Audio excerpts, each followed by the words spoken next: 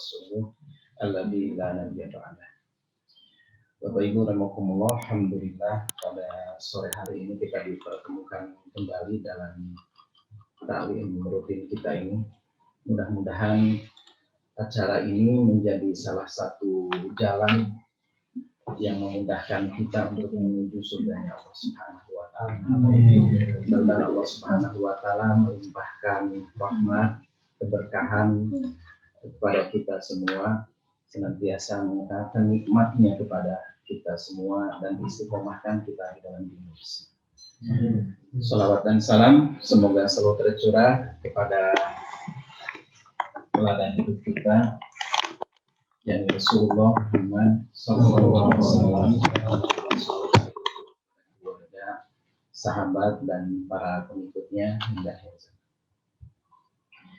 Bapak Ibu rahimakumullah, setelah sebelumnya kita membahas tentang sirah nabawiyah ini sampai ke masa Rasulullah SAW menikah dengan Khadijah binti Khuwailid. Kita sekarang masuk ke materi selanjutnya, yakni masa perbaikan Ka'bah ya Rasulullah SAW atau kehidupan Rasulullah SAW sejak masa perbaikan Ka'bah sampai masa awal kenabian.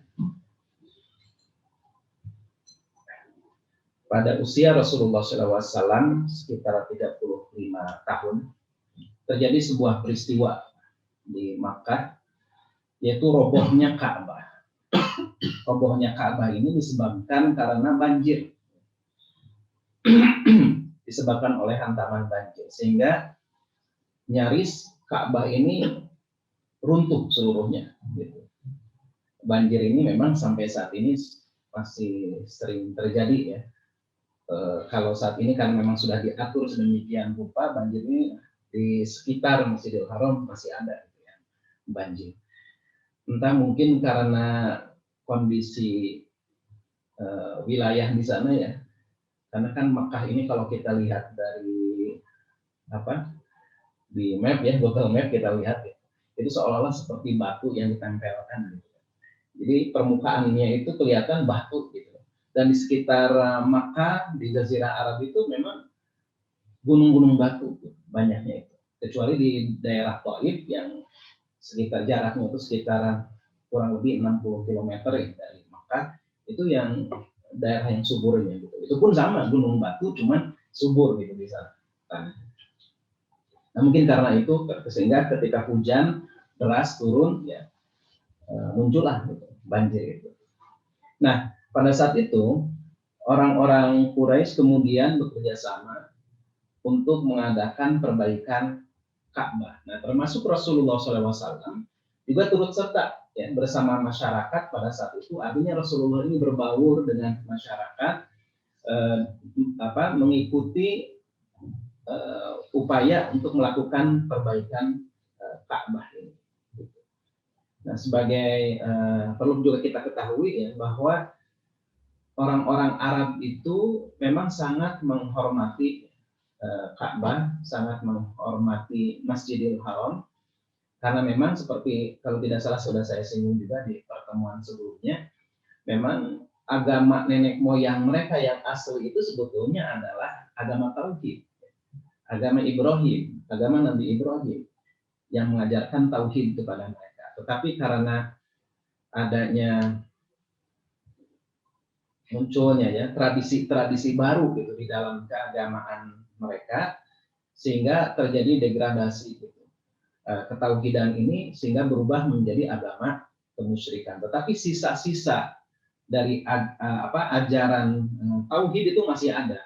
Ibadah haji misalnya masih dilaksanakan, tetapi sudah tercampur baur dengan kemusyrikan. Gitu. Belum lagi di sekitar Ka'bah itu pada saat itu dipenuhi dengan patung-patung gitu. Kemudian antara Sofa dan Marwah, kalau Bapak Ibu yang pernah ke sana, ya, dulu itu di antara Sofa dan Marwah itu di sana tuh banyak patung-patung gitu, yang berdiri di sana. Ya, sehingga orang-orang kaum muslimin pada masa tahun 9 atau ya tahun 9 Hijriah ya, itu masih ibadah haji itu dilakukan sesuai dengan tata cara orang-orang musyrikin gitu. Mereka ini pada awalnya enggan untuk sa'i ya antara Sofa dan Marwah. Karena apa? Karena di sana masih ada patung-patung. Ya.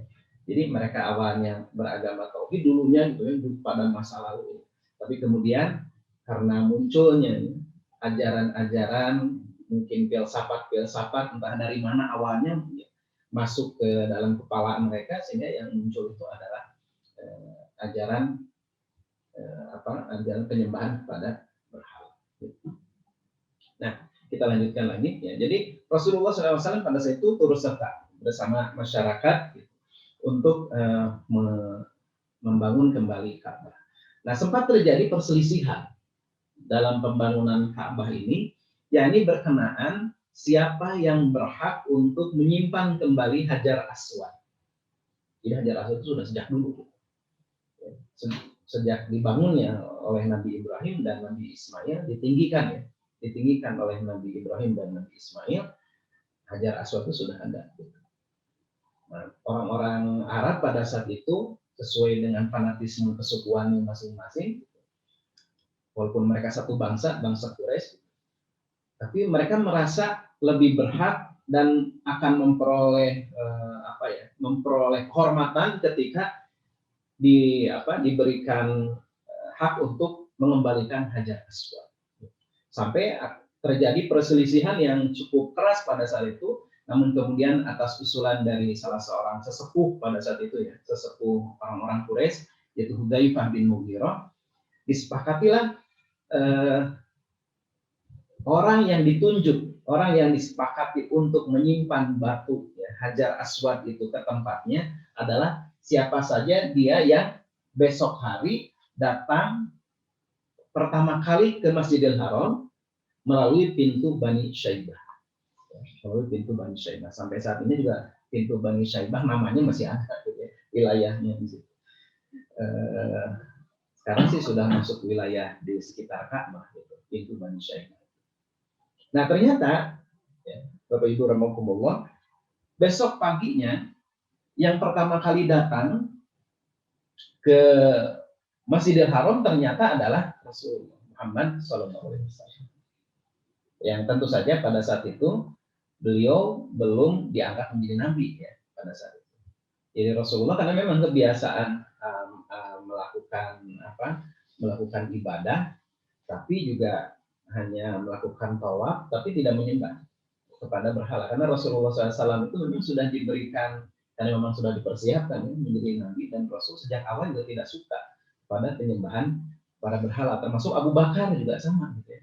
Abu Bakar ini kenapa kemudian demikian menjadi orang yang pertama, dia termasuk as-sabiqun al-awwalun, orang yang pertama menyambut ajaran Islam, karena memang dia juga sama. Ya. Abu Bakar ini punya kecenderungan yang sama dengan Rasulullah SAW, tidak menyukai penyembahan berhala. Nah, Rasulullah datang ke sana, nah kemudian ditunjuklah beliau untuk menyimpan kembali Hajar Aswad itu. Namun Rasulullah kemudian memberikan, nah di sini Rasulullah kemudian menjadi orang yang sangat dihormati, dihargai, gitu ya. Karena Rasulullah memberikan solusi agar semua orang itu merasa senang, gitu. Ya, semua orang itu merasa senang, kebagian semuanya atau terlibat semuanya dalam memindahkan kembali Hajar Aswad itu. Maka Rasulullah SAW menghamparkan kain, kemudian disimpan oleh beliau Hajar Aswad itu di atas kain itu. Kemudian perwakilan setiap kabilah, ya setiap suku, ya itu disuruh Rasulullah untuk memegang setiap ujung kain-kain. Kemudian dibawanya menuju ke arah Hajar Aswad pada tempatnya. Kemudian Rasulullah yang menyimpan Hajar Aswad itu pada tempatnya. Nah, peristiwa ini mampu mengangkat apa ya, nama gitu ya, nama Rasulullah SAW, dihargai sebagai orang yang cerdas gitu, orang yang pandai ya menyenangkan seluruh kaumnya pada saat itu. Ya, semakin terkenal. Sebelumnya Rasulullah sudah dikenal juga gitu kan sebagai orang yang tidak pernah bohong, sehingga diberi gelar al-amin, orang yang terpercaya. Nah ini gambar Ka'bah zaman sekarang ya. Kalau zaman dulu Ka'bah itu, nah ini terkait dengan pembangunan kembali Ka'bah. Sebelum Ka'bah terhampar banjir, bentuk Ka'bah itu bukan kubus seperti ini. Tetapi ini yang melingkar ya, yang melingkar ini kan Hijr Ismail namanya.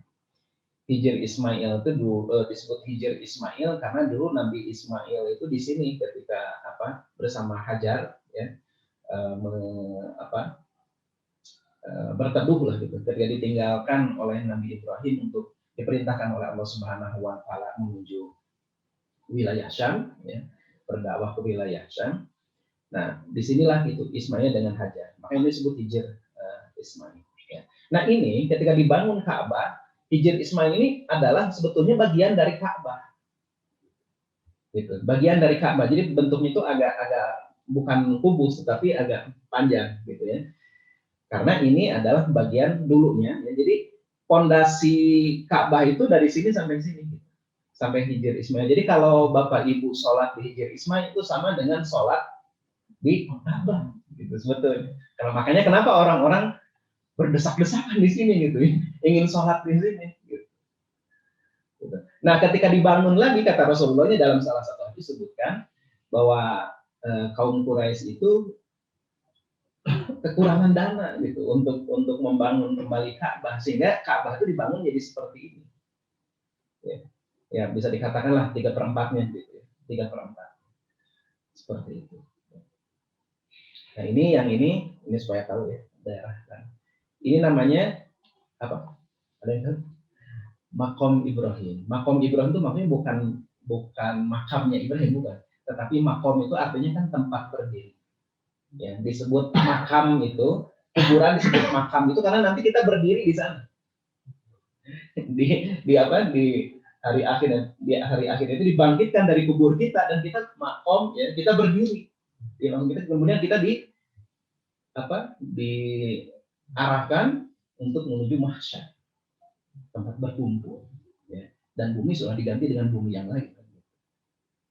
Makom. Disebut makom. Nah, makom Ibrahim tempat berdirinya Nabi Ibrahim ketika membangun Ka'bah. Ini dulunya, ini agak dekat ke Ka'bah ini, ke bangunan Ka'bah ini, makom Ibrahim ini. Kenapa jadi ada di sini? Digeser sama Umar bin Khattab. Ya. Digeserkan oleh Umar bin Khattab pada masa pemerintahan Umar bin Khattab. Kenapa? Karena menghalangi orang yang tawaf. Gitu. Kalau umat Islam makin besar, orang yang bertawaf makin besar, akhirnya digeser sama Umar bin Khattab. Kebayang ya, dulu yang tawaf mungkin jumlahnya segimana gitu. Kalau sekarang udah diperluas lagi gitu wilayahnya. Nah kemudian ya, Bapak Ibu rahimakumullah, Rasulullah SAW bersama Khadijah ya, memang dikenal sebagai, bisa dikatakan kalau bahasa kita sekarang, keluarga yang teladan, keluarga yang terhormat. Karena apa? Karena Rasulullah dan Khadijah terkenal sebagai keluarga yang sangat peduli kepada fakir miskin. Sering membantu ya orang-orang yang kesusahan, orang yang kelaparan, orang yang terzalimi, dibantu gitu oleh Rasulullah dan Khadijah. Jadi ini kita bisa mengetahui bahwa Rasulullah SAW itu sebelum menjadi nabi pun memang sudah kelihatan gitu kebaikan-kebaikannya dan dihormati oleh lingkungan di sekitarnya, diakui gitu, diakui kemuliaan akhlaknya Rasulullah SAW. Nah ini sedikit menyebutkan anak-anak Rasulullah SAW. Selama menikah dengan Khadijah, Rasulullah Muhammad SAW dikaruniai 6 orang anak. Anak yang pertama namanya Al-Qasim. Maka Rasulullah dipanggil dengan sebutan atau kunyah namanya Abul Qasim. Ya, Rasulullah itu dipanggil oleh orang-orang Quraisy, ya Abul Qasim, wahai bapaknya Qasim, Al-Qasim. Tapi wafat pada usia 2 tahun. Kemudian Zainab ya, wafat pada tahun 8 Hijriah. Ini sudah di Madinah. Kemudian Abdullah ada ya. Rasulullah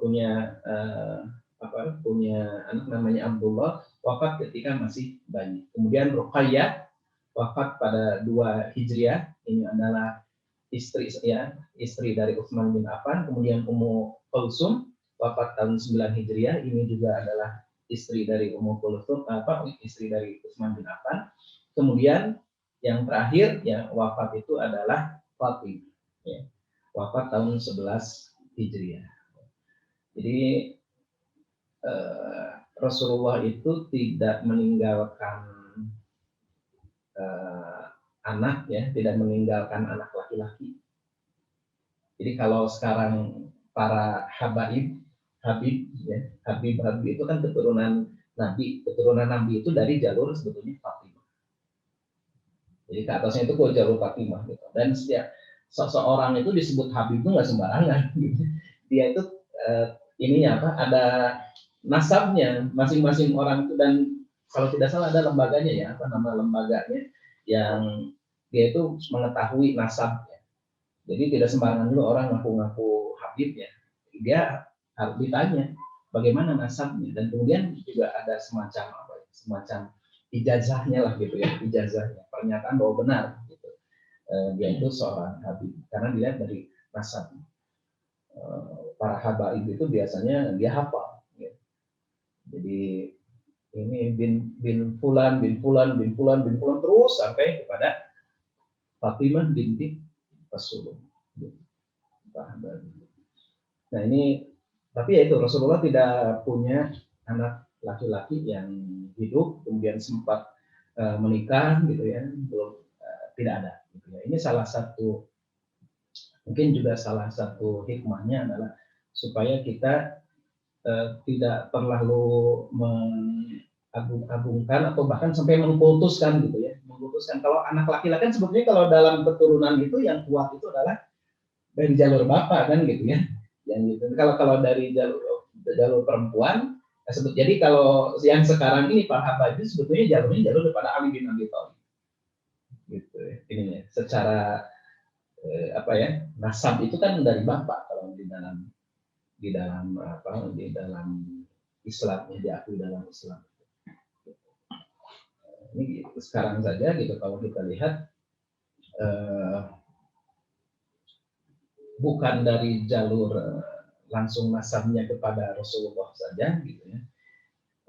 Ada sebagian kelompok Islam yang terlalu mengagung-agungkan ya, sampai batas kemudian mencela kepada orang-orang yang dianggap ya mengurangi hak-hak dari keturunan Rasulullah SAW. Ya. Golongan Syiah, gitu. Golongan Syiah itu menganggap bahwa kekhalifahan pasca wafatnya Rasulullah itu, kepemimpinan pasca Rasulullah itu adalah hak dari Ahlul Bait atau keturunan Fatimah. Gitu. Jadi mereka meyakini bahwa Rasulullah sudah mewasiatkan itu.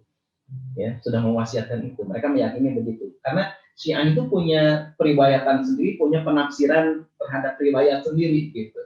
Berbeda dengan Ahlu Sunnah ya, atau Sunni gitu. Dia periwayatannya ya dari hadis-hadis itu, kemudian hadis-hadis yang sudah diteliti oleh para ulama hadis gitu. Tapi kalau Syiah tidak mengakui hadis-hadis ini. Tidak diakui. Yang mereka akui itu hanyalah dari kalangan imam mereka gitu.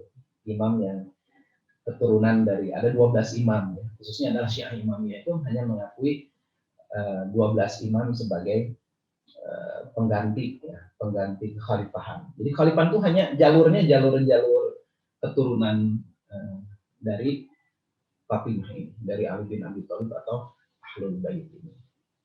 Nah ini nanti kalau kita kita sampai umurnya membahas setelah selesai Sirah Nabawiyah, kita bisa nanti masuk ke bahasan tentang tarikh ya Khulafaur Rasyidin. Kita akan lebih detail lagi tentang itu. Kenapa kemudian jadi ada di dalam tubuh umat Islam ini jadi ada dua kelompok gitu ya, dua kelompok besar, ada Sunni, ada Syiah. Gitu. Bahkan ada kelompok lain lagi, Khawarij. Khawarij yang mengkafirkan kepada kalangan Sunni maupun mengkafirkan kepada kalangan Syiah. Nah itu nanti tapi ya. Nah, Bapak Ibu rahimakumullah, mendekati usia 40 tahun, nah ini bisa dikatakan kan masa kematangan. Nabi SAW ini mulailah kemudian memikirkan tentang berbagai macam hakikat kehidupan, mulai banyak merenung. Beliau ini memperhatikan kondisi masyarakat di sekitarnya, yang suka mabuk-mabukan, yang suka berzina, menyembah berhala, sering terjadi perselisihan, pertempuran di antara mereka, pembunuhan demikian mudahnya gitu ya dilakukan, gitu. Perzinahan luar biasa itu merajalela. Itu yang membuat Rasulullah SAW kemudian berpikir, gitu.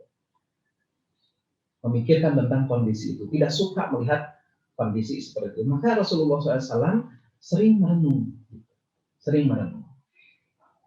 Kemudian juga memperhatikan kondisi, ada ajaran lain kan, ada orang-orang Yahudi, ada orang-orang Nasrani gitu. Di wilayah Syam, orang-orang Yahudi juga sedang dikejar-kejar. Orang-orang Nasrani mengalami perpecahan yang sangat luar biasa. Banyak sekali sekte-sektenya Nasrani ini. Kemudian juga sama, Yahudi pun juga berpecah belah. Gitu. Seperti itu. Nah ini yang membuat Rasulullah SAW kemudian mulai memikirkan ya, tentang masalah agama, tentang masalah keyakinan, kepercayaan. Nah kemudian beliau juga melihat ada salah seorang tokoh ya, seorang tokoh sesepuh di Makkah pada saat itu namanya Zaid bin Amr bin Nufail. Novel ya, karena ada Habib Novel, bahkan Novel Nufail sebetulnya kan jadi Novel. Zaid bin Amr bin Nufail. Ya. Dia ini adalah dia mendakwa dirinya sebagai pengikut agama Ibrahim yang asli. Di dalam satu riwayat, ya, dalam salah satu hadis disebutkan bahwa Zaid bin Amr bin Nufail ini pernah terdengar mengatakan ya, oleh Asma binti Abu Bakar kalau tidak salah, bahwa wahai orang-orang Quraisy, tidak ada seorang pun di antara kalian ya yang mengikuti agama Ibrahim selain aku. Tapi saat itu Zaid bin Amr bin Nufail ini ya dia tidak bisa melakukan apapun gitu ya. Dia sudah sangat sepuh, kemudian juga untuk melakukan dakwah ya secara penyebaran dakwah juga mungkin beliau tidak mampu melakukan itu. Akhirnya dia hanya menjalankan agama walaupun menyendiri ya, ajaran Ibrahim secara menyendiri. Dan Rasulullah SAW ini pernah sesekali ya bertemu dan berbicara gitu. Tapi ya Rasulullah tidak mendapatkan informasi apa-apa karena memang dia bukan seorang nabi kan gitu. Hanya beliau tahu bahwa orang-orang ini tidak menyukai penyembahan berhala dan maka punya tata cara peribadahan sendiri. Nah itu kemudian yang oleh Rasulullah SAW ditiru. Peribadahan mereka itu. Orang-orang pengikut Ibrahim pada saat itu, mereka ini biasa menyendiri di sebuah tempat, ya. Kemudian disebutnya bertahanut, ya. Tahanut.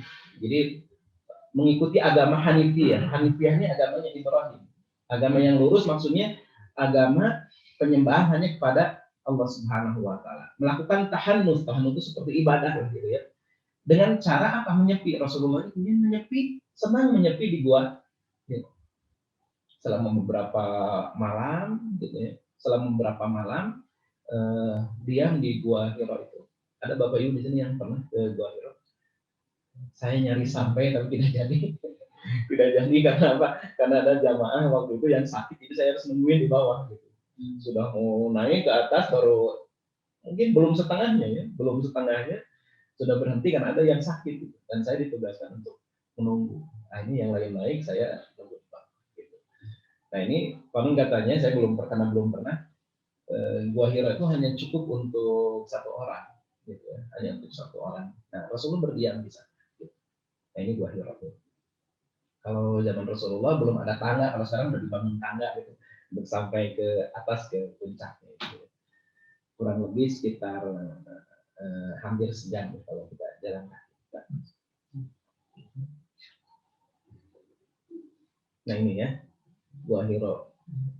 Nah ini dulu masih dicoret-coret karena banyak tempat-tempat bersejarah di sana tuh banyak dicoret-coret. Kalau sekarang saya lihat ya di salah satu video salah seorang YouTuber yang datang ke sini, sekarang ini udah nggak ada.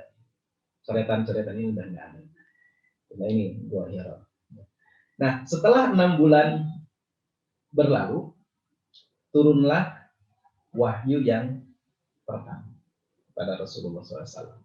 Tapi itu diawali, ya, tidak langsung begitu saja turun, tapi diawali Rasulullah ini memang sebelumnya ketika menginap di sini sering bermimpi seolah misalnya melihat cahaya, gitu ya, melihat cahaya matahari, ya, cahaya yang sangat terang. Kemudian bermimpi ditemui oleh sosok ya bercahaya seperti itu. Pada awalnya seperti itu, sehingga Rasulullah ini sering datang ke sana karena merasakan sesuatu yang lain gitu ya. Dengan adanya mimpi-mimpi seperti itu. Nah, tiba-tiba pada suatu saat, nah ada yang menyebutnya itu adalah terjadi pada 17 Ramadan, ya, yaitu yang disebut dengan malam nuzul Quran. Gitu ya. Tapi ini juga ada perbedaan pendapat tentang apakah nuzul Quran itu betul-betul tanggal 17 atau yang lainnya. Gitu ya. Tapi yang jelas di bulan Ramadan. Ya. Dan syahrul Ramadan unzila fihil Quran. Gitu ya. Jadi bulan Ramadan adalah bulan pertama kali diturunkannya Al-Quran. Yang berbeda pendapat itu tentang tanggal, apakah tanggal berapa. Gitu. Nah, ketika di bulan Ramadan, Rasulullah SAW kemudian didatangi oleh malaikat Jibril. Kemudian menyuruh kepada Rasulullah SAW untuk membaca. Iqra, ya, baca. Kemudian Rasulullah menjawab, ma'ana biqari. Aku tidak bisa membaca. Kemudian dipeluklah oleh malaikat Jibril itu sehingga Rasulullah sampai merasa sesak, kemudian dilepaskan. Lalu kemudian Jibril mengatakan, Iqra, bacalah. Sampai 3 kali. Rasulullah mengatakan, ma'ana biqari. Aku tidak bisa membaca. Maka dipeluk sampai 3 kali seperti itu, barulah kemudian malaikat Jibril mengatakan, Iqra bismi rabbikal ladzi khalaq. Khalaqal insana min 'alaq. Iqra wa rabbukal akram. Alladzi 'allama bil qalam 'allamal insana ma lam ya'lam. Iqra surat Al-Alaq ayat 1 sampai ayat 5. Nah, setelah itu Rasulullah SAW kemudian ketakutan, kemudian segera turunlah dari Jabal Nur ini, ya, turun. Ini jaraknya dari Mekah itu, kalau saya tidak khilaf ya, jaraknya itu sekitar 4 atau 5 kilo lah dari pusat, dari Masjidil Haram ya, dari Masjidil Haram 3 sampai 5 kilometer jaraknya. Nah, Rasulullah turun kemudian segera pulang ke Mekah dan menemui istrinya. Nah, kemudian Khadijah mengajak Rasulullah SAW untuk menemui Waraqah bin Naufal. Siapa Waraqah bin Naufal? Waraqah bin Naufal ini adalah paman dari Khadijah binti Khuwailid. Waraqah ini dia adalah orang yang sudah sangat sepuh, kemudian matanya juga sudah ya hampir tidak bisa melihat dengan jelas, dan dia ini orang yang pada saat itu di Mekah satu-satunya yang mempelajari kitab-kitab terdahulu, ya, kitab-kitab terdahulu, dan dia menyalin ya kitab-kitab itu, menulis, kemudian dia pelajari seperti itu. Nah, kemudian ketika mendengar apa yang disampaikan oleh Rasulullah SAW, kemudian Waraqah bin Naufal mengatakan, namus, hada namus, hada namus. Ini adalah namus. Namus itu maksudnya sebutan di dalam kitab terdahulu, penyebutan kepada siapa? Jibril. Ini adalah namus yang dulu datang kepada Musa. Ini adalah Jibril yang datang kepada Musa menyampaikan wahyu. Dan kemudian juga Warqah bin Nawfal mengatakan, seandainya aku masih hidup, kata Warqah bin Nawfal, seandainya aku masih hidup ketika kamu nanti akan diusir oleh kaum. Jadi memang pada saat masa fatrah itu, sejak masa Nabi Isa alaihissalam hingga sampai kepada masa Nabi Muhammad, di masa-masa itu orang-orang memang sedang menunggu-nunggu datangnya Rasul terakhir. Jadi kalangan Nasrani sedang menunggu-nunggu datangnya Rasul terakhir. Diberitakan bahwa akan datangnya Rasul terakhir, atau yang disebut dengan istilah mereka Mesias. Orang Israel atau orang Yahudi pun hingga saat ini masih menunggu-nunggu Nabi terakhir itu. Gitu. Orang-orang, saya pernah cerita nggak di sini, bagaimana sejarahnya orang-orang Bani Israel itu sampai kemudian orang-orang Yahudi itu bisa ada di Madinah. Pernah cerita nggak di sini saya? Lupa saya. Karena saya ngisi sirah ini di beberapa tempat, nggak akan suka lupa. Jadi orang Yahudi, orang-orang Nasrani itu semuanya menunggu-nunggu Rasul terakhir. Karena di kitab mereka itu sudah diceritakan. Apalagi kalau Bani Israel atau orang-orang Yahudi. Orang-orang Yahudi itu sudah datang ke wilayah Yastrib atau wilayah Madinah itu jauh sebelum kaum muslimin atau bahkan jauh sebelum orang-orang Arab itu datang ke wilayah Madinah, ke wilayah Yastrib. Jadi penduduk asli Madinah itu adalah yang paling awal adalah orang-orang Yahudi. Kenapa mereka datang di sana? Karena di dalam kitab suci mereka membaca bahwa akan diutus Rasul terakhir itu di wilayah Jazirah Arab, namanya Bukit Paran, yaitu yang banyak ditumbuhi pohon kurma. Setelah mereka sebagian dari mereka itu ada yang melakukan penelitian, menyusuri tempat-tempat di Jazirah Arab, sehingga ketemulah wilayah Yastrib atau wilayah Madinah saat ini. Kemudian mereka tinggal di sana. Pada awalnya wilayah Yastrib itu ditinggali oleh keturunan Nabi Nuh. Setelah ditinggali oleh keturunan Nabi Nuh ini diserang oleh bangsa Amalik, kemudian dikuasai oleh bangsa Amalik. Bangsa Amalik ini bangsa Arab purba, tubuhnya gede-gede gitu ya. Nah, bangsa Amalik ini kemudian ada salah seorang yang bernama Yastrib. Kenapa kemudian tempat itu dinamai Yastrib, gitu, wilayah Madinah. Nah, bangsa Amalik kemudian diserang oleh Bani Israel, oleh orang-orang Yahudi atas perintah Nabi Musa. Gitu. Diserang sampai disuruhnya oleh Nabi Musa waktu itu atas perintah Allah pada saat itu untuk dihabiskan semuanya bangsa Amalik itu, karena mereka melakukan kerusakan-kerusakan di muka bumi, bikin onar di muka bumi, berbuat teror di muka bumi. Tapi waktu itu si pasukan yang diperintahkan, pasukan Israel yang diperintahkan untuk membunuh bangsa Amalik ini, malah menyisakan orang. Kembali lagi ke wilayah kerajaan atau wilayah Palestina pada saat itu, gitu ya. Mereka melaporkan ketika ditanya oleh Nabi Musa, apakah kamu sudah bunuh semuanya? Ternyata tidak. Akhirnya oleh Nabi Musa disuruh balik lagi, disuruh harus dibunuh semuanya, gitu ya. Akhirnya mereka ini datang lagi ke sana dan tidak kembali lagi. Itu gelombang pertama, bangsa Yahudi datang ke Yastrib. Nah, setelah itu gelombang yang kedua orang-orang Yahudi datang ke Yastrib itu adalah ketika pada masa Nebukadnezar. Nebukadnezar ketika menyerang kerajaan Israel pada saat itu, gitu ya. Kan Israel ini dia pendatang dari wilayah Babilonia, nenek moyangnya. Nabi Ibrahim kan, nenek moyangnya Nabi Ibrahim. Nabi Ibrahim itu dari Babilonia datang ke wilayah Palestina. Di sana tuh sudah ada bangsa Palestina, ada bangsa apa segala macam. Nah, kemudian menguasai akhirnya. Singkat ceritanya, jadi sampai kemudian bisa bikin kerajaan di situ, gitu, di wilayah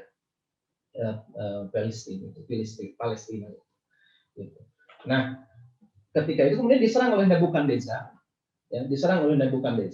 kemudian larilah bangsa Israel ini, diantaranya adalah lari ke berdiaspora, gitu ya, larilah ke wilayah Yastrib. Tinggallah di Yastrib, baru kemudian berikutnya datang bangsa Arab. Bangsa Arab dari mana? Bukan dari Mekah, bukan dari wilayah itu ya, wilayah Mekah, bukan. Bangsa Arab dari Yaman. Ketika ada bendungan Ma'rib namanya, itu jebol, kemudian orang-orang pada mengungsi, orang-orang Arab Yaman pada saat itu, kemudian datanglah mereka ke Yastrib. Hidup berdampingan dengan orang-orang Yahudi. Bangsa Arab dari Yaman itulah nenek moyangnya kaum Ansor. Suku Aus, suku Hajar. Nenek moyangnya adalah bangsa Arab. Mereka hidup berdampingan, akhirnya mereka juga bersekutu, kadang-kala berperang, kadang-kadang bersekutu seperti itu ya. Bahkan orang kelompok kabilah Yahudi A, kabilah Bani Nadir, ada kabilah Bani Nadir, ada Bani Kainuqa, ada Bani Quraidah. Ya, pada masa Rasulullah itu yang ada itu ya. Yang ada itu. Ini kadang-kala berkoalisi dengan suku Aus. Kadang-kala Yahudi yang ini saling bermusuhan di antara Yahudi juga pada masa itu. Nah itu kenapa orang Yahudi itu ada di Madinah sampai kemudian datangnya kaum muslimin. Dan sekali lagi mereka ini ketika di sana itu sering ketika berperang dengan orang-orang Arab, apa yang mereka ungkapkan? Ini disebutkan di dalam hadis ya. Di dalam hadis orang-orang Yahudi itu sering mengatakan begini, kalian wahai orang-orang Arab ya, jangan banyak tingkah, kalau bahasa kita, jangan banyak tingkah. Nanti akan datang Rasul terakhir yang kami akan berperang dengan dia dan akan mengalahkan kalian. Dan kami akan berjuang dengan dia, akan berperang dengan dia sehingga kami akan menjadi bangsa yang unggul bisa menguasai dunia. Sering ngomong begitu. Orang-orang Israel itu, orang-orang Bani Israel itu, orang-orang Yahudi. Sehingga kenapa nanti, tapi nanti itu dibahas ya secara detailnya, kenapa orang-orang Madinah, orang-orang Yastrib, suku Aus dan Khazraj, ketika mendengar ada nabi terakhir di Mekah, mereka yang paling duluan menyambut. Karena sebelumnya juga sudah tahu berita-berita itu dari orang-orang Yahudi. Tapi orang Yahudinya sendiri nggak mau mengakui. Karena apa? Karena Rasul terakhir yang mereka harapkan adalah keturunan Yahudi, bukan keturunan Arab. Arab itu lebih rendah menurut Yahudi dibandingkan orang-orang Yahudi. Orang-orang Arab itu keturunan dari Hajar. Hajar itu budaknya Nabi Ibrahim yang dinikahi oleh Ibrahim. Sedangkan bangsa Yahudi keturunan dari Ishak. Ya, Ishak itu anak dari istri Nabi Ibrahim, Siti Sarah. Gitu. Jadi ini bangsa keturunan budak gitulah, kasarnya begitu ya. Kami ini lebih pantas untuk di antara kami ini lebih pantas ada yang jadi Rasul. Nah, jadi pada saat itu orang-orang mempelajari kitab-kitab suci dan mereka ini menunggu-nunggu. Orang Yahudi sampai sekarang juga masih menunggu. Coba lihat di YouTube ya, banyak mereka ini yang menunggu sampai saat ini. Yang mereka sebut dengan Mesias. Makanya nanti di akhir zaman akan muncul Al-Masihud Dajjal. Mesias yang bohong, palsu gitu. Dia akan ngaku sebagai Mesias. Orang-orang yang dan Al-Masihud Dajjal itu nanti akan didukungnya di belakang itu orang-orang Yahudi. Nanti di akhir zaman itu gitu. Akan didukung oleh orang-orang Yahudi, kemudian akan berperang dengan kaum muslimin di akhir zaman. Nah, kembali lagi sini ya. Jadi setelah itu Rasulullah tahulah bertanya kepada Warqah, apakah kaumku nanti akan mengusir dari negeri ini? Iya. Kata Warqah bin Naufal, tidak ada seorang pun yang membawa seperti apa yang kamu bawa saat ini kecuali dia akan mengalami dipersekusi gitu, diusir bahkan oleh kaumnya. Nah, setelah itu Rasulullah juga terus sering datang lagi ke Jabal Nur gitu ya, bertahanus di sana. Namun wahyu tidak turun, kayak awalnya Rasulullah terus merindukan ya datang turunnya lagi wahyu. Kemudian sampai akhirnya turunlah wahyu yang berikutnya menurut para ulama ya, dalam riwayat disebutkan inilah Quran surat Al-Mudaththir. Ya yuhal mudaththir. Ini ketika Rasulullah menunggu-nunggu wahyu tidak turun, kemudian Rasul akan turun, tiba-tiba beliau melihat malaikat Jibril ini ada di angkasa gitu. Dan dengan wujud aslinya malaikat Jibril ini, sehingga Rasulullah ini ketakutan sampai menggigil. Rasulullah ini melihat wujud asli Jibril, sampai kemudian Rasulullah ketakutan datang ke rumahnya, kemudian menggigil tubuhnya, kemudian diselimuti oleh Khadijah bin Khuwailid. Kemudian turunlah firman Allah Subhanahu wa taala, ya ayyuhal muddatsir, wahai orang yang berselimut. Maksudnya Rasulullah. Ya ayyuhal muddatsir, berdirilah kamu, fa'andir, dan berilah peringatan. Wa rabbaka fakabbir, dan Tuhanmu agungkanlah. Wa thiyabaka fatahhir, dan pakaianmu bersihkanlah. Maksudnya untuk beribadah kepada Allah Subhanahu wa taala. Ini adalah ayat perintah kepada Rasulullah SAW untuk memulai menyampaikan dakwah. Nah, namun dakwah yang dilakukan oleh Rasulullah, ini foto dari Jabal Nur, foto dari Jabal Nur.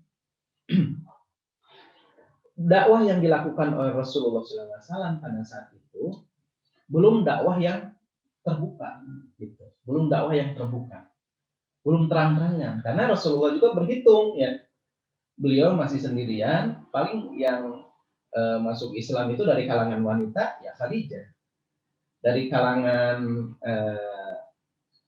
laki-lakinya yang dan masih kecil waktu itu Ali bin Abi Thalib, umurnya baru 10 tahunan ketika masuk Islam. Ali bin Abi Thalib itu keponakan Rasulullah SAW. Nah, kemudian Rasulullah baru berdakwah dan menyampaikan dakwah itu kepada orang-orang yang dipastikan akan menerima dulu. Orang yang paling dekat dengan Rasulullah siapa? Abu Bakar. Ya. Maka pada saat itu Rasulullah SAW mendekati Abu Bakar. Kemudian Abu Bakar segera menyambut. Jadi orang yang paling awal menyambut dakwah adalah Rasulullah SAW. Rasulullah mendatangi yang lain tetapi selalu menolak. Tapi ketika datang kepada Abu Bakar langsung menyambut dakwahnya. Kemudian bukan hanya itu ya, Abu Bakar itu juga dia secara aktif juga berdakwah, diajaklah ya Utsman bin Affan, Sa'ad bin Abi Waqqas, itu sahabat-sahabat yang lain itu diajakin oleh Abu Bakar As-Siddiq.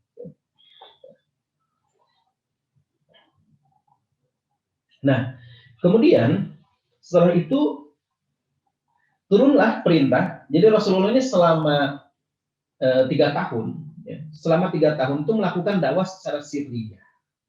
Sirriyah itu sembunyi-sembunyi. Nikah siri. Nikah siri itu nikah, maksudnya nggak ada istilah nikah siri sebetulnya dalam Islam. Nikah siri itu untuk menyebutkan nikah secara sembunyi-sembunyi, tidak dicatat. Gitu ya. Ini cuman juga ada banyak pengertian juga orang gitu ya. Kalau ditanya sah, tapi kalau ditanya keabdolan tidak abdol. Karena apa? Untuk melihat situasi dan kondisi saat ini. Memang di zaman Rasulullah nggak ada departemen agama ya, nggak ada pencatatan pernikahan, nggak ada. Tetapi untuk kemaslahatan itu menjadi sesuatu yang harus dilakukan, pencatatan. Untuk zaman sekarang ya, kan hukum itu tidak selalu yang dulu nggak ada, sekarang jadi nggak boleh, enggak gitu ya. Justru sekarang ini menjadi maslahat mursal, gitu. Sesuatu yang maslahat, dan itu merugikan kaum perempuan kadang-kadang kalau tidak dicatat seperti itu. Gitu. Jadi harus dicatat. Walaupun tadi kalau mau bertanya masalah sahnya ya sah. Sah, tapi tidak afdol karena apa? Karena itu bisa nantinya memunculkan kemudaratan kalau tidak dicatat. Nah, disebutlah nikah dengan tidak dicatat itu nikah siri, sembunyi-sembunyi. Gitu ya. Saya kebetulan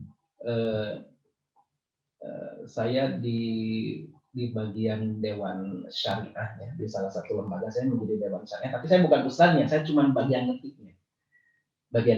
Itu banyak sekali kasus-kasus yang ditangani dari tahun ini ya, ke tahun ini, 5 tahun ini, kasus yang ditangani dari 10 kasus ya, yang ditangani itu 7-nya itu adalah tentang masalah pernikahan. Jadi terjadinya pelanggaran syariat dalam masalah pernikahan. Dan yang banyak dirugikan itu adalah kaum perempuan. Karena itu tadi istilah nikah siri dia belum lagi ada ketidakpahaman dari kebanyakan masyarakat tentang wali ya.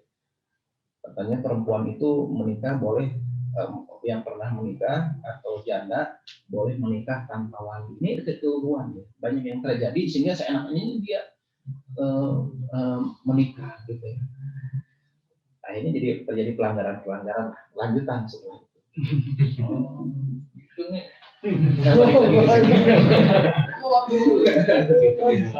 Balik lagi ke sini.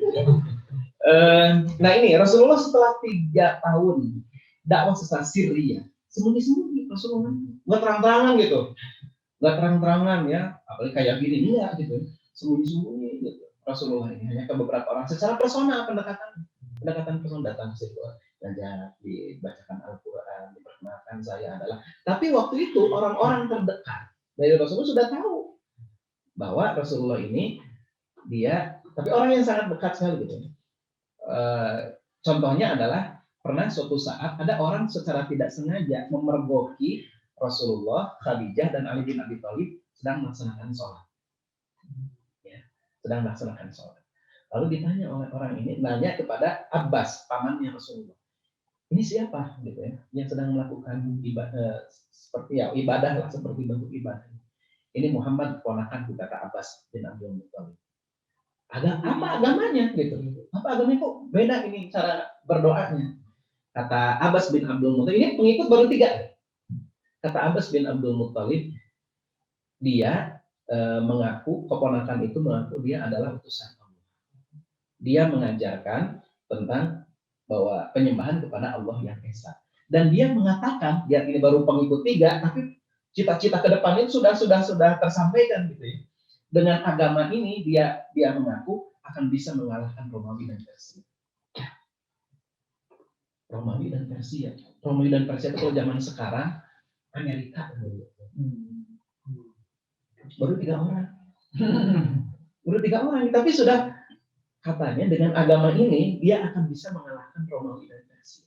Romawi dan Persia akan tunduk kepadanya. Luar biasa gitu. Itu baru 3 orang. Jadi cita-cita ke depan itu sudah ada gitu. Dan itu bukan Rasulullah mengada-ada, kan memang ada wahyu dari Allah gitu. Bahwa dengan agama Islam ini akan menyebar ke seluruh dunia, Romawi dan Persia ini akan ditunduk. Romawi dan Persia itu negara superpower. Orang-orang Arab aja semua tunduk waktu itu ya, pada zaman Rasulullah itu. Kerajaan-kerajaan Arab yang ada itu ada 3 kerajaan, itu semuanya tunduk kepada kekuasaan Romawi atau Persia. Maka orang hanya ya nggak percaya gitu ya, maka tergantung apaan sih gitu. Romawi Persia bisa kalah, mana mungkin bisa gitu. Akhirnya mereka nggak memperhatikan gitu. Jadi nganggapnya dia mah kayak siapa? Amr bin Nufail. Kayak Amr bin Nufail. Yang tidak suka kepada penyembahan berhala. Udah gitu aja gitu. Orang-orang Quraisy tahu, tapi tidak menganggap bahwa ini bahaya. Tidak ada bedanya dengan Amr bin Nufail. Jadi dibiarkan saja. Selama tidak melakukan langsung ya penghinaan lah, bisa tanda kutip ya, penghinaan kepada berhala. Nah, tapi kemudian setelah turun ayat, nah ini ya, ayat yang ini surat Asy-Syu'ara ayat 14. Wa andir ashiratakal aqrabi. Di mana Rasulullah mulai diperintahkan oleh Allah Subhanahu wa taala untuk memberikan peringatan, maksudnya berdakwah kepada kerabat-kerabat terdekat. Kerabat-kerabat terdekat Rasulullah itu adalah Bani Hashim, Bani Abdul Muthalib, kemudian Bani Nufail.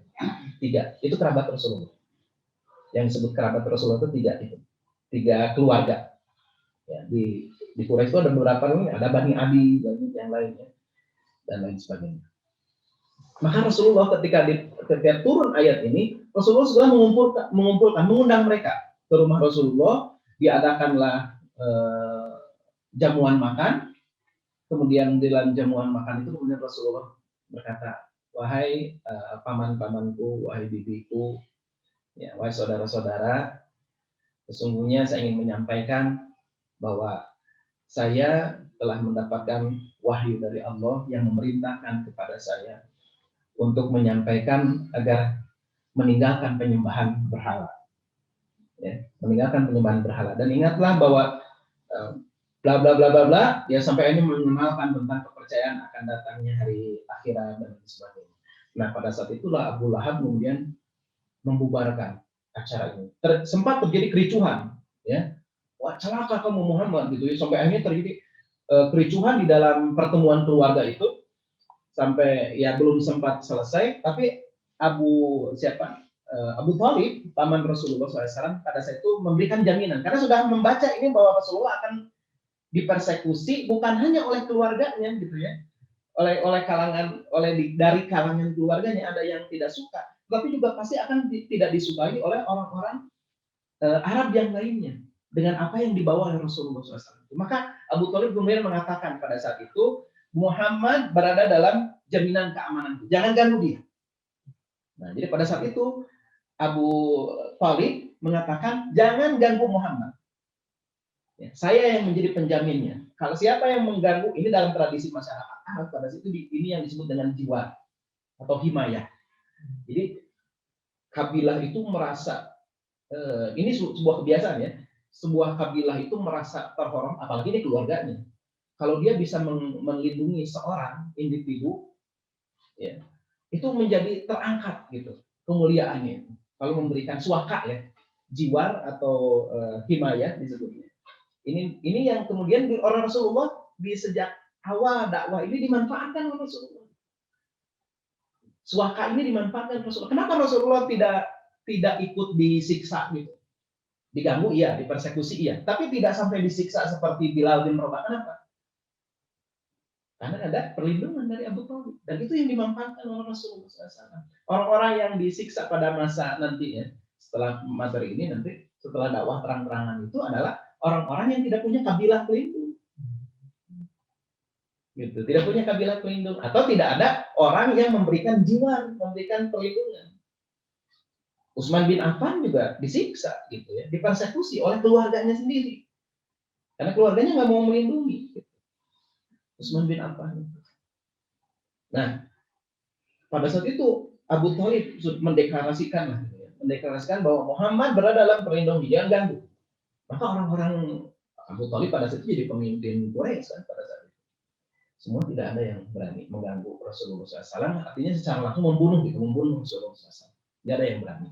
Kalau sekedar mempersekusi ya gitu ya, bila itu ada yang melakukan, atau penghinaan, misalnya Rasulullah sedang jalan kemudian ditaburi kepalanya dengan tanah, kemudian Rasulullah kita keluar rumah, di depan rumah sudah ada kotoran, bukan hanya kotoran unta, kotoran manusia juga gitu. Seperti itu. Jadi untuk menghina kepada Rasulullah, untuk mempersekusi seperti itu. Gitu. Itu dilakukan kepada Rasulullah. Kemudian ayat yang lain ya, fasda bima tu'mar, maka sampaikan olehmu secara terang-terangan ya, apa yang diperintahkan kepadamu, wa'arid anil musyrikin, dan berpalinglah dari orang-orang musyrik. Berpalinglah dari orang musyrik ini, kata para ulama, maksudnya adalah tidak melakukan perlawanan. Tidak melakukan perlawanan secara fisik gitu ya. Karena pada saat itu juga tadi orang-orang yang mengikuti Islam sudah mulai dipersekusi.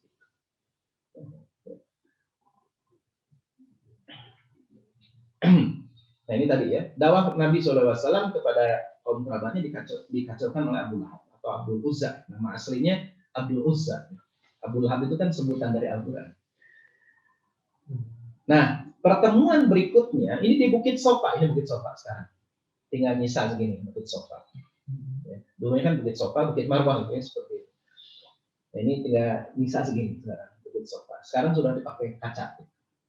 Sudah ditutupi. Nah, Rasulullah kemudian berdiri di Bukit Sofa, kemudian memanggil bukan hanya kepada kaum kerabatnya, tapi kepada seluruh penduduk Mekah, menyampaikan, wahai Bani Fulan, dipanggil semuanya. Rasulullah SAW.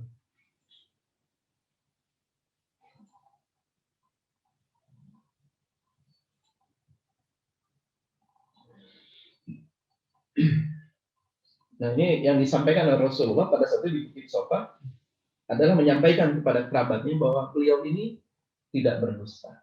Dan sudah dikenal memang tidak pernah berdusta Rasulullah ini. Yang memberi gelar Al-Amin itu bukan Rasulullah sendiri gitu. Muhammad Al-Amin bukan, tapi oleh masyarakat nih. Dia ini orang terpercaya, tidak pernah berdusta. Maka kan dalam dialognya itu yang mungkin kita pernah mendengar ya, dalam ceramah-ceramah, wahai orang-orang Quraisy, jika aku katakan bahwa di belakang bukit ini, ya, di belakang bukit Sofa ini, ada pasukan yang akan menyerang kalian, apakah kalian percaya? Percaya wahai Muhammad, gitu ya, karena kau tidak pernah berdusta. Nah, kemudian Rasulullah mengatakan, dan sekarang aku ingin mengabarkan kepada kalian sebuah kebenaran, bahwa aku adalah utusan Allah. Wah, orang langsung gaduh semuanya, termasuk Abu Lahab ya. Wahai Muhammad, untuk inikah kamu mengumpulkan kami semua, gitu ya. Celaka wahai kamu Muhammad. Tabbalaka ya Muhammad. Celaka kamu Muhammad. Maka turunlah pada satu surat Allah. Tabbat yada abi lahab wa tab. Yang celaka itu bukan Muhammad, tapi Abu Lahab, gitu ya. Turun surat Allah. Jadi Al-Quran itu turun berangsur-angsur sesuai dengan ada peristiwa-peristiwa tertentu. Ya. Sebagiannya karena ada peristiwa-peristiwa tertentu. Nah ini ya, dakwah disampaikan kepada Bani Ka'ab, Bani Murrah, Bani Hashim, Bani Abdul Manaf, Bani Abdul Syam, Bani Zuhrah, Bani Abdul Muttalib. Semua disampaikan kepada mereka semua. Karena tadi perintahnya, dakwah sekarang mulai terbuka. Yang tadinya 3 tahun itu sembunyi-sembunyi, sirri. Dakwah secara sirri. Secara sirri ya. Nah, tadi indramakumullah, kondisi dakwah secara terbuka ini nanti mengandung konsekuensi. Mulailah kemudian Rasulullah Shallallahu Alaihi Wasallam bersama para sahabatnya menghadapi tantangan-tantangan. Sebagiannya menghadapi siksaan, bahkan ada yang sampai dibunuh, yang korban. Gitu ya. Nanti kita akan lanjutkan di pembahasan selanjutnya ya, tentang bagaimana dakwah pada masa jahriyah, dakwah secara terang-terangan. Kalau tadi sirriyah, dakwah secara sirriyah, sekarang dakwah secara jahriyah, secara terang-terangan yang penuh dengan tantangan yang mengakibatkan nantinya ya, para sahabat ada yang hijrah ke Habasyah, ke Ethiopia, kemudian berikutnya nanti puncaknya itu adalah melakukan hijrah ke Yastrib atau ke Madinah untuk menyelamatkan penyebaran dakwah Islam. Itu saja yang dapat saya sampaikan. Aku lupa lihada wassalamualaikum warahmatullahi wabarakatuh. Waalaikumsalam. Silakan kalau ada pertanyaan atau ada tanggapan tentang materi ini. Mau tanya Pak? Iya, tanya. Assalamualaikum warahmatullahi wabarakatuh. Waalaikumsalam. Ini kan pertanyaannya sedikit apa ya? Ada awal dan dikit itu. Mau tanya kalau misalnya ada sih dalam satu riwayat gitu, yang mengisahkan Rasulullah itu saya sedang bergurau sama teman-teman salah sahabatnya. Nah itu terus kalau misalnya ada tuh gurauannya ya seorang Rasulullah SAW itu kayak gimana gitu? Kalau misalnya ada dalam situ. Iya. Rasulullah SAW pada awalnya ya, ada sebuah riwayat. Pada awalnya Rasulullah SAW ini tidak terlalu suka banyak bergurau. Jadi pernah suatu saat para sahabat ini sedang bergurau, tertawa, kemudian Rasulullah SAW mengatakan, apakah kalian banyak tertawa dan sedikit menangis, padahal neraka ada di hadapan kalian. Gitu. Nah ini sebetulnya mengingatkan Rasulullah itu kepada para sahabat untuk tidak terlalu banyak tertawa. Tapi kemudian setelah itu Rasulullah ditegur. Allah ya ditegurnya gitu. Bahwa ya Islam itu juga memang penuh dengan keseriusan, tetapi juga bukan berarti melarang kita untuk bergurau dalam hal-hal yang tidak melanggar ya syariat, gitu. Tidak keluar dari ketentuan syariat. Termasuk di dalamnya Rasulullah kan pernah mengatakan misalnya dalam Islam pun memperbolehkan hiburan misalnya gitu ya. Kan Rasulullah ketika hari raya, kemudian membiarkan ya di Madinah, khususnya di Madinah itu orang-orang Madinah itu kan orang-orang Yastrib itu, Aus dan Khazraj ini memiliki budaya yang berbeda dengan orang-orang Makkah. Nah, orang-orang Yastrib ini lebih senang dengan nyanyian gitu ya, ketika ada orang mengantarkan ke pernikahan, ada nyanyian-nyanyian yang dilantunkan gitu ya. Maka ketika itu Rasulullah memberikan kelonggaran kepada para sahabat dalam waktu-waktu tertentu, dalam kondisi-kondisi tertentu untuk para sahabat itu melakukan itu semua, gitu ya. Pada hari raya, kemudian pada ada suatu saat juga ketika mereka ini menabuh semacam rebana ya, semacam rebana itu ketika menyambut Rasulullah pulang dari peperangan gitu ya, dan lain sebagainya. Itu Rasulullah diberikan kelapangan-kelapangan. Nah, di antara kalimat yang diucapkan oleh Rasulullah supaya orang-orang Yahudi tahu bahwa di dalam agama kita pun ada kelapangan gitu. Jadi yang dianggap Islam itu serius gitu ya, tidak pernah ada senang-senangnya, tidak pernah ada tertawa gitu. Nah, ya seperti itu. Nah, lalu bagaimana? Apakah Rasulullah juga bergurau? Itu tentunya ada buku khusus, ada riwayat hadis, dan itu kemudian dikumpulkan oleh salah seorang penulis ya, tentang kalau terjemahannya tentang, saya lupa lagi ya, pokoknya intinya tentang canda-canda yang pernah disampaikan oleh Rasulullah SAW. Di antara candaan Rasulullah SAW itu adalah misalnya Rasul, ya apalagi kalau ke istrinya gitu ya, ke istrinya gitu ya, bercanda dengan istrinya. Bahkan sesuatu yang bukan lagu itu sia-sia. Jadi hal yang sia-sia yang disukai gitu ya, yang disukai itu adalah diantaranya adalah bercengkrama dengan keluarga. Bercengkrama dengan keluarga di sini maksudnya dengan istri, dengan anak-anak gitu ya. Bahkan ada juga yang lebih khusus memaknai, mohon maaf, dengan istri, bersenang dengan istri itu ada sebetulnya lagu, perkara yang tidak berkaitan dengan ibadah kan gitu ya, secara langsung gitu. Tapi itu justru bernilai gitu ya, menjadi bernilai di sisi Allah gitu. Kemudian apa? Memainkan berkuda ya, berkuda. Yang itu untuk pada masa itu kuda, kalau zaman sekarang apa ya, intinya itu yang berkaitan dengan keterampilan dan untuk peperangan, untuk jihad gitu. Berkuda itu tidak dianggap sebagai lagu, perbuatan yang sia-sia, permainan, bukan dianggap permainan yang sia-sia. Kemudian apa? Memanah ya, memanah juga tidak dianggap sebagai permainan yang sia-sia ya. Kalau implementasinya zaman sekarang, apakah juga harus pakai panah? Ya enggak juga. Ada juga yang menafsirkan panah gitu, panah itu sunnah gitu ya. Ya itu kan panah itu senjata pada masa lalu, pada masa sekarang ya bukan panah, gitu ya. Walaupun panah dipelajari boleh, silakan aja gitu. Jangan-jangan nanti nggak ada senjata gitu kan, kita bisa pakai panah gitu. Tapi ya zaman sekarang sebetulnya apa? Ya menembak gitu ya. Ya kita daftar ke klub menembak punya. Itu permainan yang disenangi karena dia akan bermanfaat untuk jihad fisabilillah. Itu yang tidak dianggap. Nah, Rasulullah pertama dengan keluarganya, dengan istrinya jelas gitu ya. Dengan Aisyah, Rasulullah juga saya lupa lagi ceritanya ya, cuman Rasulullah suka juga menggoda Aisyah. Kemudian di antara istri Rasulullah juga sering bermain-main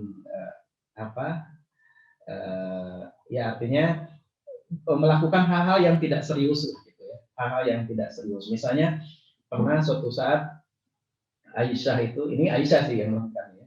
Aisyah di hadapan Rasulullah gitu. Dan Rasulullah ikut tertawa. Aisyah itu pernah memasak sesuatu adonan gitu. Kemudian diberikan kepada Hafsah. Tapi Hafsah itu tidak mau memakannya. Ya, tidak mau nyicipin. Kemudian sama Aisyah itu apa itu dari sunnah dibawa begitu ya, sampai akhirnya jadi apa ya, di antara mereka saling, dan itu Rasulullah melihat gitu, ikut tertawa dengan mereka gitu, itu biasa. Kemudian juga pernah satu saat ada seorang, ini terkenal kisahnya, Ini cerita memang ada di dalam hadis. Ada seorang nenek-nenek kan yang datang pada Rasulullah. Mungkin dia pernah ya namanya datang pada Rasulullah, ya Rasulullah, apakah saya termasuk ahli surga? Apakah saya bisa masuk surga? Kata Rasulullah, wahai nenek, di surga itu nggak ada nenek-nenek, gitu ya. Rasulullah itu sebetulnya menggoda gitu ya. Ini maksudnya menggoda gitu. Ngerian gitu ya. Ya, atau nek, ini zaman nanti di surga mah Allah ini. Nah bahasa kita mah sekarang gitu ya. Tapi si nenek ini akhirnya apa, menangis gitu ya. Tapi sebelum dia berbalik sama Rasulullah bahwa memang benar gitu. Nanti di surga itu tidak ada nenek-nenek. Karena apa? Karena perempuan nanti ketika di surga nanti akan ditetapkan, ya, dikembalikan, walaupun meninggalnya dalam kondisi nenek-nenek gitu ya. Nanti ketika di sana itu akan dijadikan muda. Gitu. Di sana itu kan umur yang di surga itu kata Rasulullah, umur penghuni surga itu adalah kisaran umur 30 tahun. Nanti itu gitu ya. Ada di sini yang 30 tahun. Ya. Itu umurnya 30 tahun. Gitu. Semuanya sebaya. Umurnya segituan. Jadi mungkin umur 30 tahun itu dianggap lagi pas, lagi segar-segarnya gitu ya. Lagi segar-segarnya gitu. Pemuda gitu ya. Pemuda, pemudi itu lagi segar-segarnya. Tidak terlalu tua juga tidak terlalu muda gitu ya. 30 tahun itu. Nah, semuanya dikembalikan. Kemudian candaan Rasulullah yang lain misalnya pernah Rasulullah dengan siapa, Ali bin Abi Thalib, dengan Ali bin Abi Thalib sedang makan kurma gitu. Makan kurma, kemudian bijinya oleh Rasulullah setelah makan kurma itu disimpan di tempat Ali bin Abi Thalib menyimpan bijinya gitu. Nah setelah selesai Rasulullah mengatakan, wah Ali, kamu ini memang atau gitu makannya banyak bener gitu, banyak bener makan kurmanya kamu ya Rasulullah. Kalau saya makannya enggak sama bijinya gitu gitu kepada Rasulullah, soalnya kan Rasulullah nggak ada bekas gitu. Kalau saya makan nggak dengan bijinya gitu. Nah itu candaan-candaan gitu di antara para sahabat. Tapi Rasulullah itu ketika bercanda, dan banyak lagi ya, ada satu buku khusus itu, silakan carilah, masih ada kayaknya. Jadi tapi Rasulullah itu menegaskan bahwa candaan, saya bercanda kata Rasulullah, tetapi tidak pernah candaan yang keluar dari lisan saya itu adalah candaan yang dusta. Nah ini yang harus jadi di garis bawah. Tidak boleh candaan itu adalah candaan yang dusta gitu. Kita sengaja gitu ya membuat kebohongan-kebohongan untuk membuat orang tertawa. Nah, ini para komedian ini harus memperhatikan ini gitu ya. Tapi susah juga ya. Kebanyakan sih orang bikin cerita-cerita lucu gitu ya, atau membuat sesuatu yang bohong seolah-olah dia mengalami padahal enggak gitu kan, seperti itu. Nah, yang memang sedapat mungkin itu dihindari gitu ya. Sedapat mungkin itu dihindari. Dan banyak lagi kan gitu ya. Saya tidak hafal satu persatu, tapi ada satu buku yang dulu pernah saya baca, judulnya Canda Rasulullah kalau tidak salah judulnya.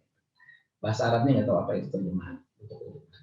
Dan hadis-hadisnya juga banyak yang menceritakan bagaimana Rasulullah SAW bercanda. Bang, silakan kalau masih ada. Boleh. Tapi terkait ini Ustaz, kan Nabi Muhammad diberi surat yang pertama itu Al-Alaq 1-5 ayat 1-5. Nah, kemudian tadi ada berikutnya setelah itu ada perintah apa surat Al-Mudaththir yang kedua ya. Nah, yang saya jadi pertanyaan itu siapa atau bagaimana yang mengumpulkan surat-surat tersebut? Karena tadi kan baru 1-5, kemudian ya lanjutannya bagaimana melanjutkannya, sedangkan kenapa tidak langsung gitu dari 1 sampai selesai gitu satu surat. Terus penamaan suratnya itu pun dari mana? Karena kan kalau tadi dari malaikat Jibril kan hanya perkataan aja ya, Iqra bacalah, tidak ada berbentuk ini adalah wahyu surat.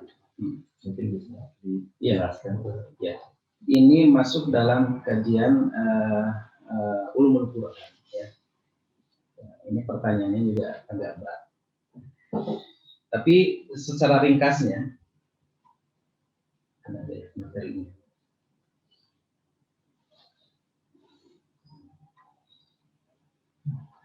Jadi Rasulullah SAW, mudah-mudahan ada di sini. Kalau tidak salah, saya ingat saya pernah menulis.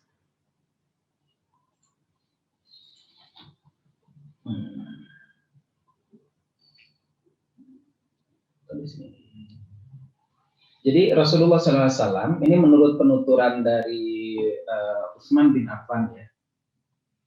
Utsman bin Affan itu adalah salah satu sahabat yang menjadi penulis atau pencatat Al-Quran. Utsman bin Affan itu. Kalau tidak salah saya pernah menulis tentang. Nah ini ya.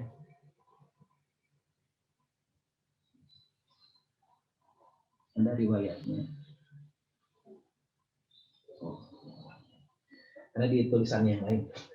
Tapi intinya begini. Jadi ketika turun ayat Al-Quran, menurut penuturan Utsman bin Affan dalam salah satu riwayat, kalau tidak salah hadis riwayat Ahmad Sa'id kalau tidak salah.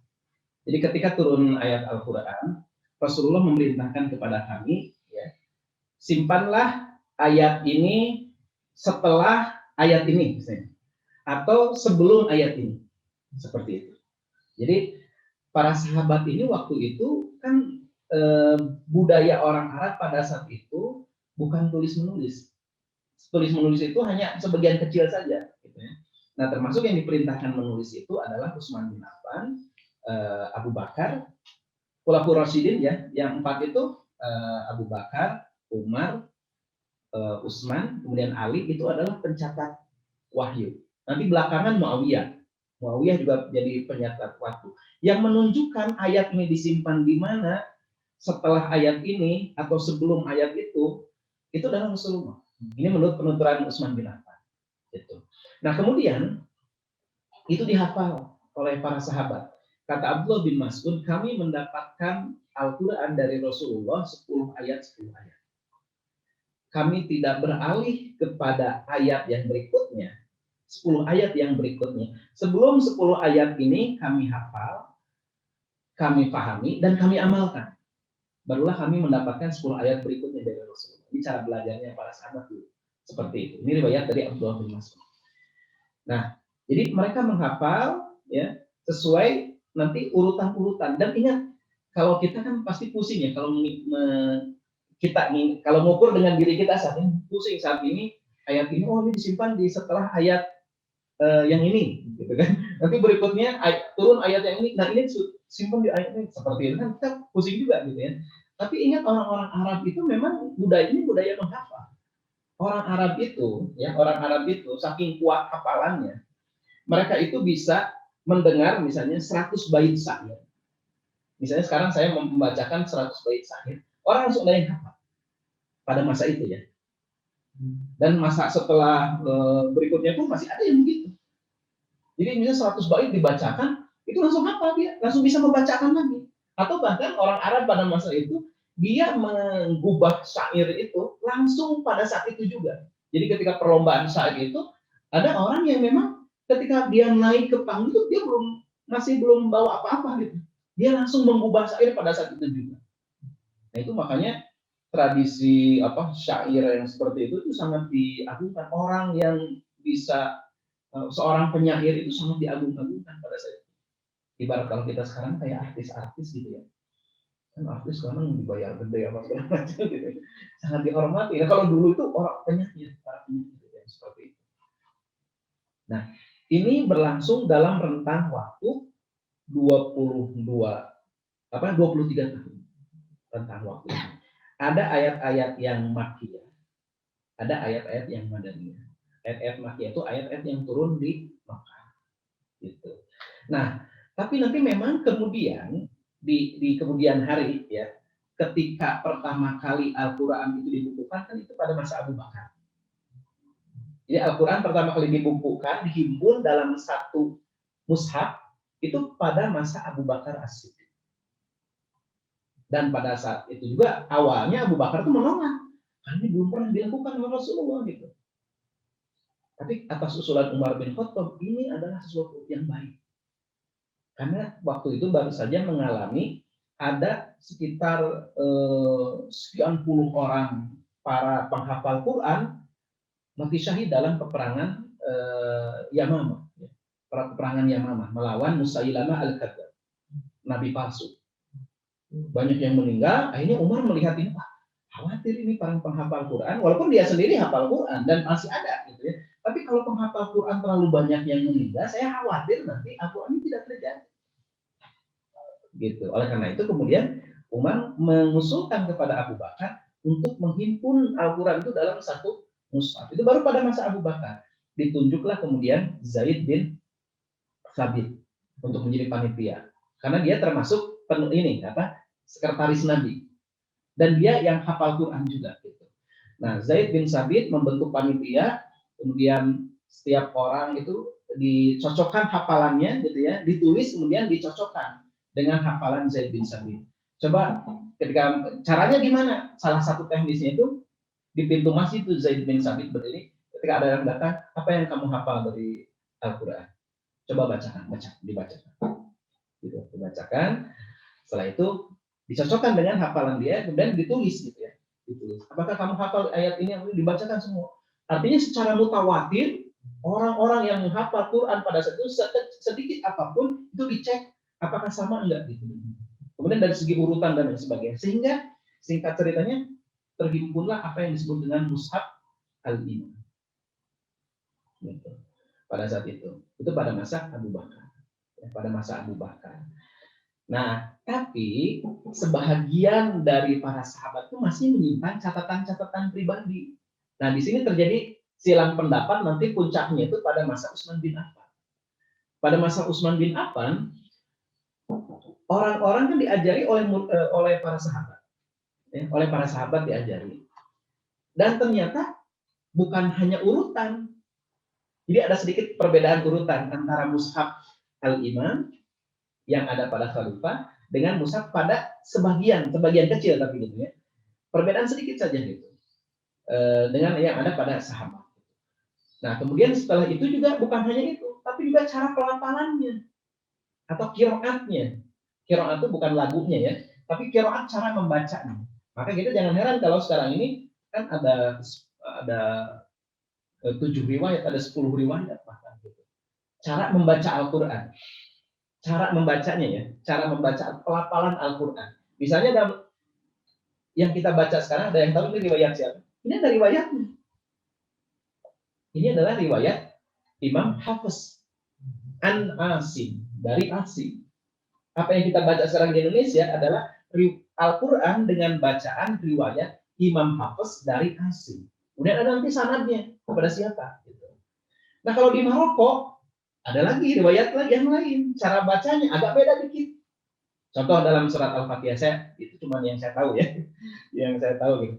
Misalnya di dalam surat Al-Fatihah itu kan kita membaca ihdinas siratal mustaqim, siratal ladzina an'amta 'alaihim ghairil maghdubi 'alaihim waladdallin. Kita membacanya begitu. Itu riwayat Hafiz dari Asim.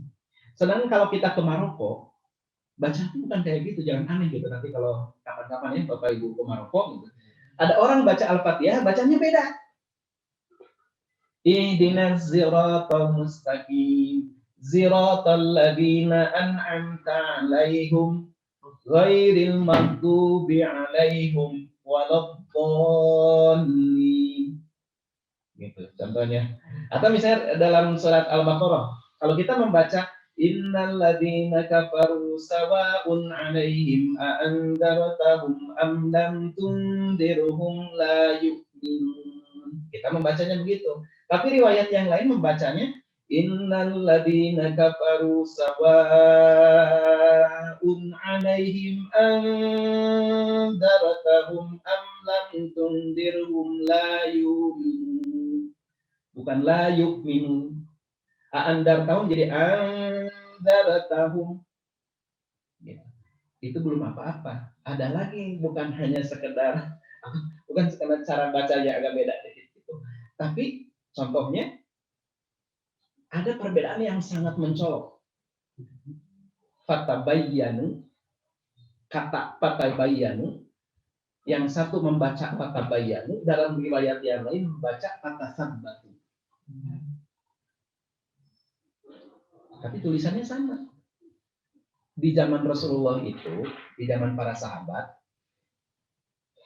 fa tulisannya sama dengan qaf, ta, fa, ba tulisannya sama begitu, nggak ada titiknya.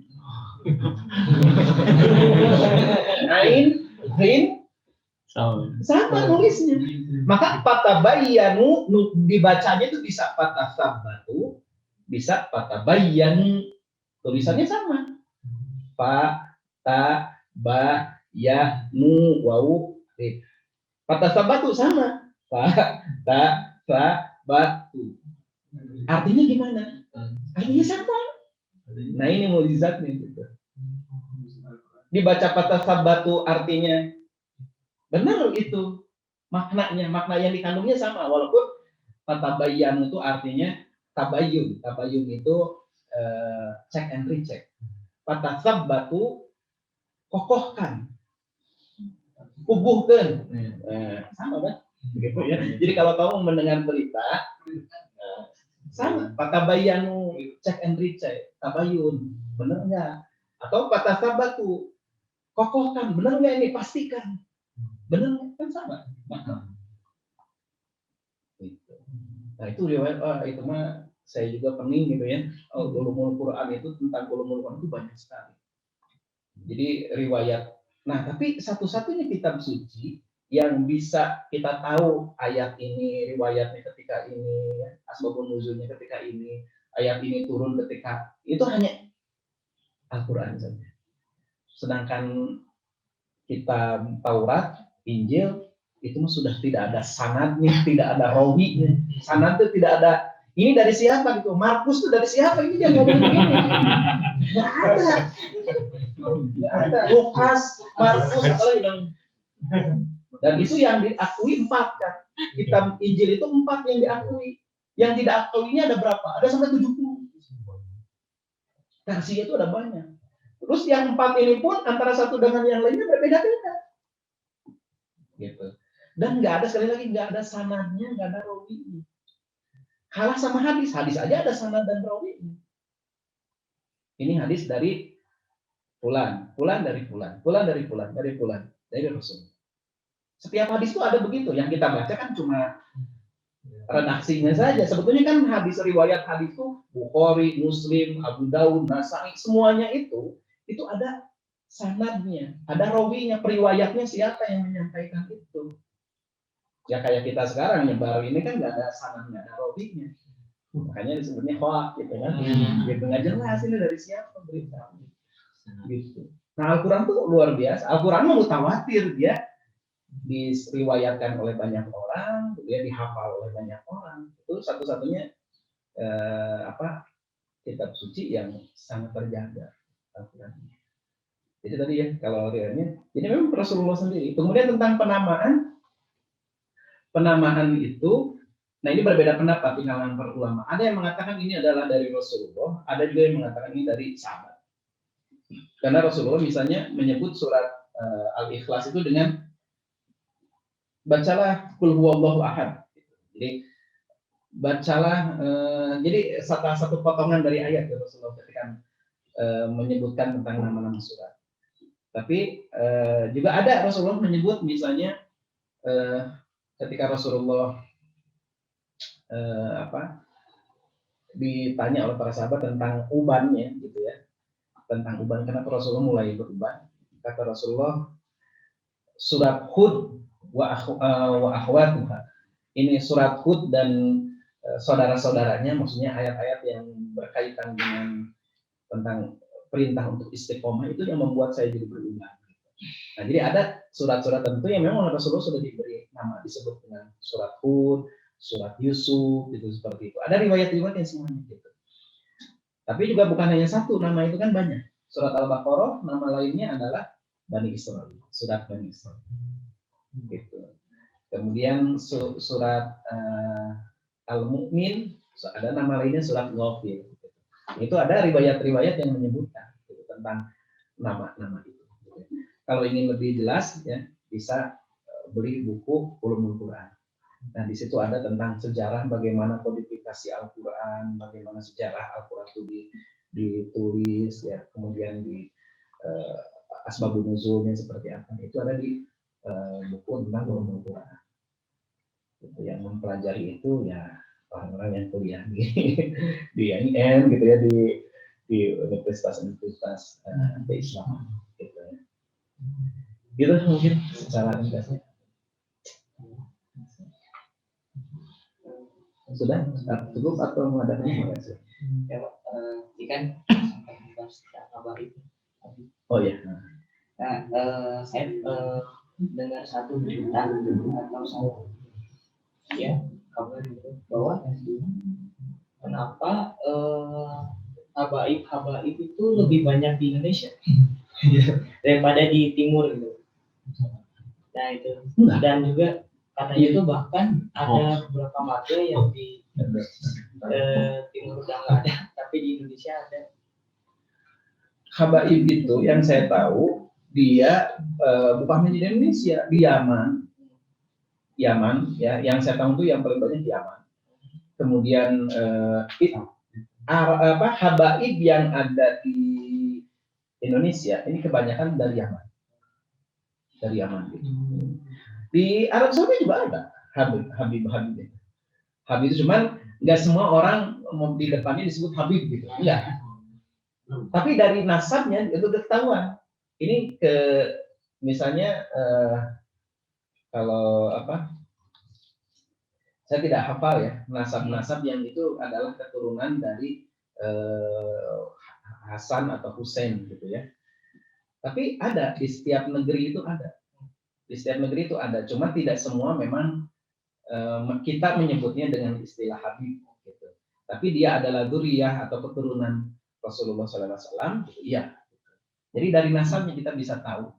Cuman memang kebiasaan di kita orang yang keturunan Rasulullah SAW itu atau ya anak cucu dari Rasulullah itu disebut dengan Habib. Gitu. Ada juga kok orang yang Habib sebetulnya, tapi dia tidak dikenal sebagai Habib, ada juga sebetulnya gitu.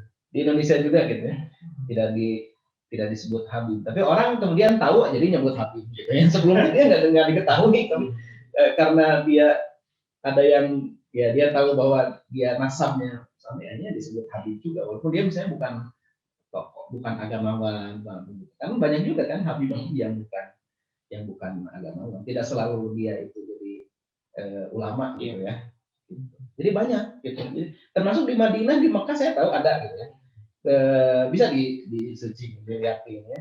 Jadi di Mekah, di Madinah, tapi memang banyaknya itu di wilayah Yaman yang saya tahu yang jadi menjaga atau mentradisikan ya, punya kumpulan sendiri itu adalah Yaman.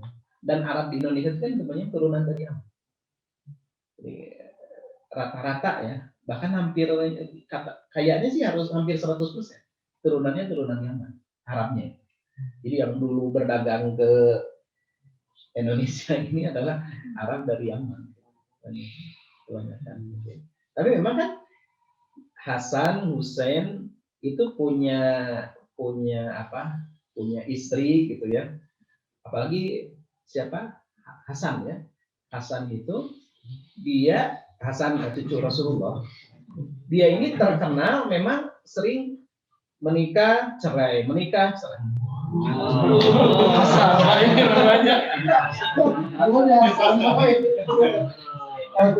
Sampai tapi ini bukan karena tapi orang-orang yang pernah kabilah yang pernah menikahkan anaknya dengan Hasan itu merasa bangga walaupun kemudian karena suatu hal dicerai gitu ya, sampai Ali bin Abi Thalib pernah bilang waktu Hasan mau nikah lagi, jangan nikah lagi, paling cerai lagi gitu. Ali bin Abi Thalib ya. Jadi cerai itu juga jangan tidak selalu jelek ya, tidak selalu jelek. Orang itu karena cerai itu ada yang memang mungkin kurang bisa komunikasi dengan istrinya gitu, akhirnya jadi istri nggak suka dicerai gitu. Hasan itu cucu Rasulullah gitu. Dan dicintai ya Rasulullah. Tidak selalu cerai itu jelek, tidak selalu jelek. Nah, itu makanya beliau itu kan nikah lagi, gitu ya. Nanti cerai lagi. Nah, makanya banyak tuh keturunannya. Gitu, karena dia tuh pernah menikah dengan banyak sekali dengan banyak sekali perempuan. Gitu. Tapi luar biasa ketakwaannya yang ditanya gitu ya. Bahkan Hasan itu lebih utama dari Husain. Husain yang banyak diagung-agungkan oleh Syiah itu gitu ya. Sebetulnya kalau dilihat dari sisi keutamaan, Hasan itu lebih utama dari Husain. Husain itu adiknya Hasan. Jadi anak Fatimah, anak Ali dengan itu. Nah, jadi kenapa banyak turunan gitu ya? Itu karena begitu. Kabilah ini nikah dengan kabilah ini itu seperti itu. Kemudian cerai, nikah lagi dengan yang kalau nikah sih tidak pernah, istri sih tidak pernah lebih dari 4 gitu dalam satu waktu gitu. Ya, kan aturan itu bukan perintah ya. Ingat ya ibu-ibu ya, itu bukan perintah. Dari Islam itu bukan perintah, tapi kebolehan di dalam Islam bagi mereka yang mampu, bagi mereka yang butuh. Tapi butuh kalau nggak mampu gimana? Jangan. Mereka yang butuh 4, mereka yang mampu 4 silahkan diberikan kebolehan di dalam Islam. Bukan perintah ya, ingat bapak-bapak jangan. Ketika Al-Quran ada ayat itu bukan menyuruh, tapi kebolehan. Kebolehan bagi orang Hasan. Mampu butuh calon. Ya. Cukup.